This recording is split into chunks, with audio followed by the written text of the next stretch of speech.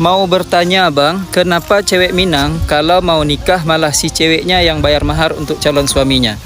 Masya Allah, tabarakallah. Soalan yang bagus yang keluar dari IQ yang jenius. Barakallahu fikum. Untuk pengetahuan antum, itu bukan Minang asli. Itu Minang pendatang. Yang datang dari India, dari suku Paria. Sebab tu di Minang ada satu tempat nama dia Pariaman. Paria, suku Paria, Pariaman, manusia Paria. Itu ada di sini. Ada di bumi Minangkabau, tapi adatnya dia tak sama dengan adat Minang tempatan, tak sama. Adat Minang tempatan yang diakui itu dari Agam, Tanah Data, 50 kota. Itu saja. Yang lain bukan. Dan Pariaman termasuk Minang pendatang. Tapi kalau sekarang dah campur lah. Kalau sekarang dia dah campur. Tapi adat India itu masih dikekalkan oleh Minang Pariaman. Fahim tu? Masya Allah. Assalamualaikum warahmatullahi wabarakatuh.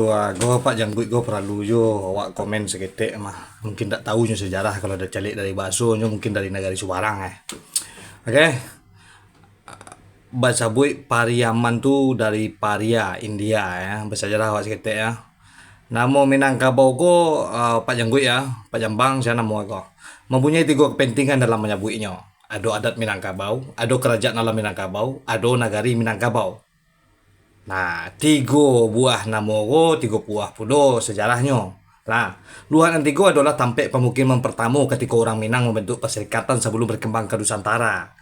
Nah, di Nusantara ko sampai negari 9 pun adalah kerajaan berdaulat sampai gini. Nah, kerajaan Minang. Pariaman itu termasuk dalam rantau tanah data.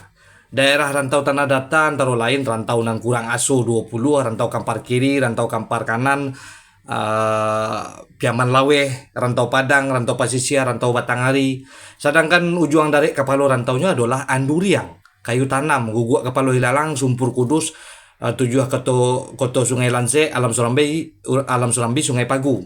Nah, laki-laki Pariaman tidak pernah di Bali. Lah.